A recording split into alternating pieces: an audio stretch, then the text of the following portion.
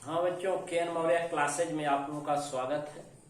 आज class 9th में हम लोग जो है वर्गीकरण के आधार बेसिस ऑफ क्लासिफिकेशन पढ़ा जाएगा।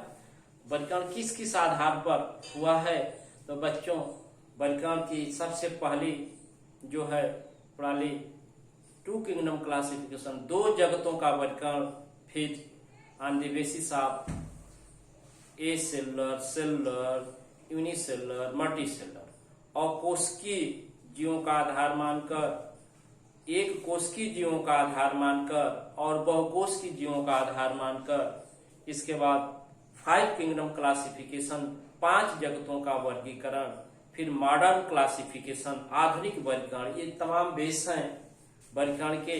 तो चलिए चलते हैं। सबसे पहला जो बेस है कि दो जगतों का वर्गीकरण। इसके अंतर्गत बच्चों पूरे जीव समुदाय को मुख्य रूप से दो भागों में, दो किंगडम, दो जगत में बांटा गया।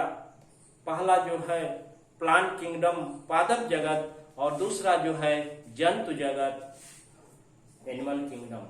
अर्थात इस पादप जगत में जितने भी पौधे थे सबको रख दिया गया एक साथ, और जंतु जगत में जितने भी जंतु थे उनको सबको एक साथ रख दिया गया। ये सबसे पहला वर्गीकरण का आधार बनाया गया टू किंगडम क्लासिफिकेशन। ठीक है ना। Basis of two kingdom classification के अंतर्गत प्लांट किंगडम, पादप जगत, और एनिमल किंगडम, जंतु जगत आते हैं। तो कुछ लक्षण हैं, उन लक्षणों के आधार पर हम लोग इनमें डाइवर्सिटी पढ़ा जाएगा, विविधता पढ़ा जाएगा। इसका आधार जैसे लक्षण में आपको आता है कि कोशिका भित्ति। सबसे पहले सेल वॉल। वर्गीकरण का आधार बच्चों basis of classification two kingdom classification, दो जगतों का वर्गीकरण, जिसके अंतर्गत जीवधारियों को दो जगतों में सर्वप्रथम बांटा गया। पहला पादप जगत और दूसरा जंतु जगत, प्लांट किंगडम और एनिमल किंगडम। याद रहे कि इस वर्गीकरण के अनुसार पूरे जीव समुदाय को दो जगतों में विभाजित किया गया। कितने जगतों में? दो, पादप जगत और जंतु जगत, प्लांट किंगडम और एनिमल किंगडम। अब कुछ कैरेक्टर्स हैं, लक्षण हैं, जिनके आधार पर हम दोनों में डाइवर्सिटी, विविधता, भिन्नता, अंतर महसूस करेंगे। क्या क्या अंतर है? तो पहला लक्षण सेल वॉल, कोशिका भित्ति। सेल वॉल क्या है? Outer most covering of body, जीव के सबसे बाहरी आवरण होता है। ये सेल वॉल जो होती है पादप कोशिका में पाई जाती है। ये प्रेजेंट होती है प्लांट सेल में। क्या होती है? उपस्थित होती है। और किसकी बनी होती है? सेलुलोज की। किसकी बनी होती है? सेलुलोज की। पादप जगत में कोशिका भित्ति पाई जाती है और उस कोशिका के सबसे बाहरी आवरण होता है, और मेड अप ऑफ सेलुलोज। जो सेलुलोज की बनी होती है, सेलुलोज एक प्रकार का पॉलीसैकेराइड है, एक प्रकार का कार्बोहाइड्रेट है। अब लेकिन एनिमल सेल में ये क्या होता है? एब्सेंट, अनुपस्थित होती है। क्या होती है? अनुपस्थित होता है। तो on the basis of cell wall, कोशिका भित्ति की दृष्टि से जो है पादप कोशिका में, पादप जगत में कोशिकाओं के चारों तरफ एक सुरक्षात्मक आवरण होता है जिसको कोशिका भित्ति कहते हैं, वो पाया जाता है, लेकिन सेलुलोज का बना होता है। और जंतु जगत में ये अनुपस्थित होता है, एब्सेंट होता है। दूसरा आता है बच्चों हरित लवक, जिसको क्लोरोप्लास्ट कहते हैं। हरित लवक जानते हैं कि एक प्रकार का लवक है। सेल स्ट्रक्चर फंक्शन में आपको बताया गया है कि प्लास्टिड लवक ऐसे रंगक होते हैं जो रंग देने का कार्य करते हैं।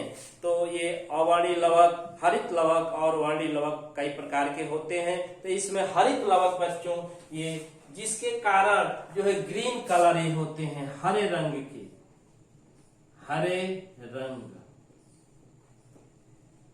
प्रेजेंट होता है। वही प्रेजेंट, हरा रंग प्रेजेंट होता है। इसको इस तरह से जान लें कि हरित लवक प्रेजेंट होता है, हरित लवक पाया जाता है। जिससे ये क्या होते हैं, हरे रंग के होते हैं। हरे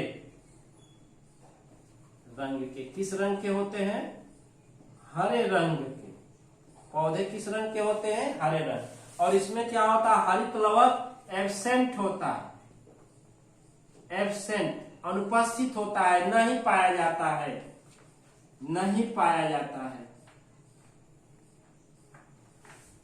तो बच्चों जंतु कोशिका में हरित लवक नहीं पाया जाता है, लेकिन पादप जगत के जंतुओं में पादप कोशिका में हरित लवक पाया जाता है, जिससे पौधे हरे रंग के होते हैं और जंतु हरे रंग के नहीं होते हैं।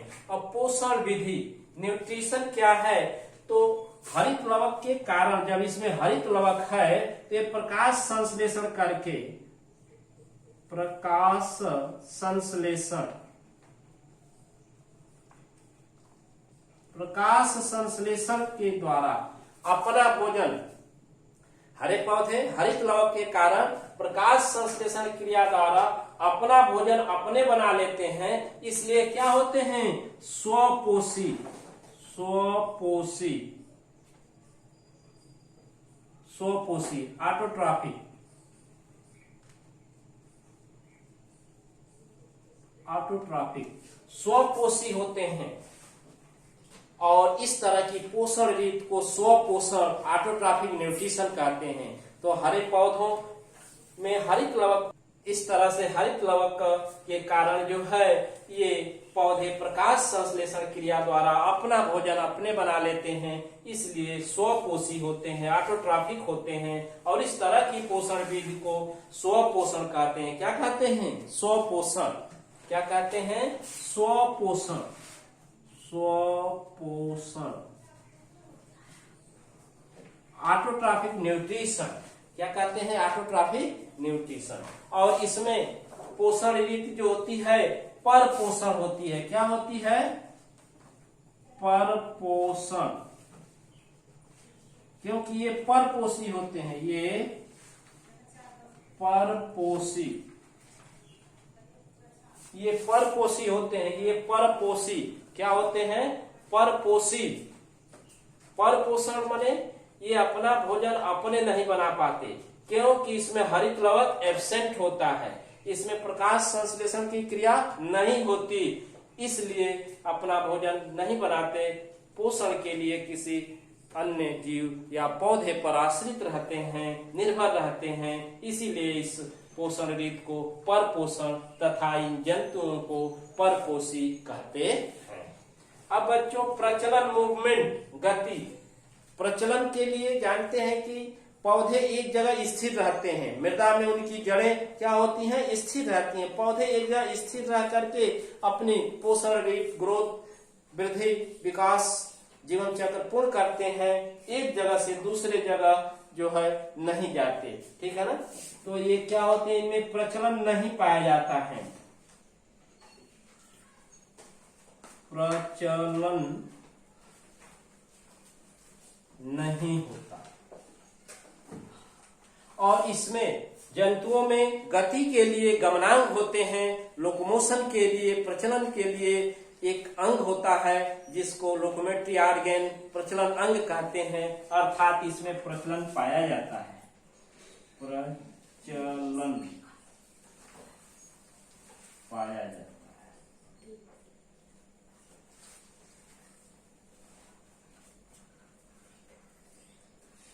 प्रचलन जो है, गति इसमें होती है, प्रचलन होता है।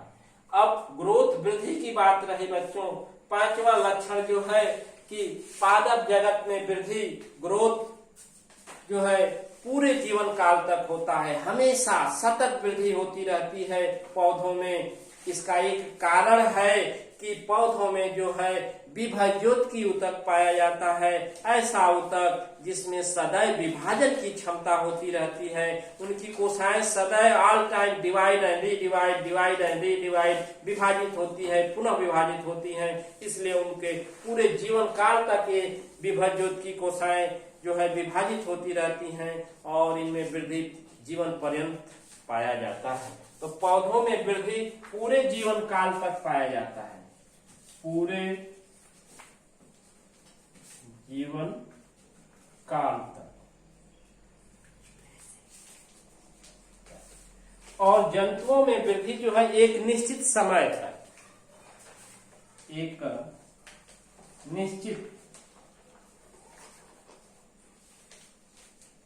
निश्चित समय तक होती है। जैसे अर्ली स्टेज प्रारंभिक अवस्था में, यंग अवस्था में कोशिकाएं विभाजित होती हैं और जंतुओं में वृद्धि होती है, उसके बाद विभाजन की क्रिया रुक जाती है और उनमें वृद्धि नहीं होती, क्योंकि पौधों में विभज्योति ऊतक पाया जाता है और जंतुओं में विभज्योति ऊतक नहीं पाया जाता है। यह बच्चों एक विशेष प्रकार का ऊतक है, विभज्योति ऊतक, मेरिस्मेटिक टिश्यू, जो पौधों में पाया जाता है, इसीलिए पौधों में वृद्धि पूरे जीवन काल तक होती है, जबकि जंतुओं में नहीं पाया जाता है, इसलिए एक निश्चित समय अंतराल तक होती है। तो बच्चों इसके बाद जो है वर्गीकरण का आधार दूसरा होगा, जो दूसरी वीडियो में हम लोग पढ़ेंगे। अकोशिकी, ए सेलुलर, यूनिसेलुलर, एक कोशिकी एंड मल्टीसेलुलर, बहुकोशिकी। जैसे वर्गीकरण की दृष्टि से देखा जाए, अकोशिकी विषाणुओं में, विषाणु जो है सजीव और निर्जीव के बीच की कड़ी है, तो विषाणुओं में ए सेलुलर अकोशिकी जो है क्रिया होती है, इसलिए ये आधार माना गया है ए सेलुलर। और सेलुलर एक कोशिकी ऐसे जीव जिनका शरीर एक ही कोशिका से मिलकर बना होता है, जैसे प्रोटोजोन्स है, अमीबा, पैरामीशियम, यूग्लिना इत्यादि। और बहुकोशिकी जीव जो होते हैं, जिनकी शरीर की संरचना बहुत सी कोशिकाओं से मिलकर बना होता है, जैसा कि जानते हैं कि बहुत सी कोशिकाएं मिलकर ऊतक, ऊतक मिलकर अंग, अंग मिलकर अंगतंत्र, अंगतंत्र मिलकर जीव के शरीर का निर्माण करते हैं। तो इसमें बहुत सी कोशिकाएं पाई जाती हैं, इसलिए दूसरा जो है वर्गीकरण का आधार जो है ये अकोशिकी, एक कोशिकी और बहुकोशिकी आता है। अकोशिकी में विषाणु आता है और एक कोशिकी में जो है आते हैं यूग्लिना, पैरामीशियम, और बहुकोशिकी में जंतु एवं पौधे आते हैं। तो इस तरह से हम लोग ये दो जगहों का वर्गीकरण जो है टू किंगडम क्लासिफिकेशन पढ़ा गया बच्चों। अब आगे जो है हम लोग वर्गीकरण के आधार में जो पढ़ा जाएगा अगली वीडियो में। वीडियो को पूर्ण रूपेण देखें, शेयर करें, सब्सक्राइब करें। Thank you.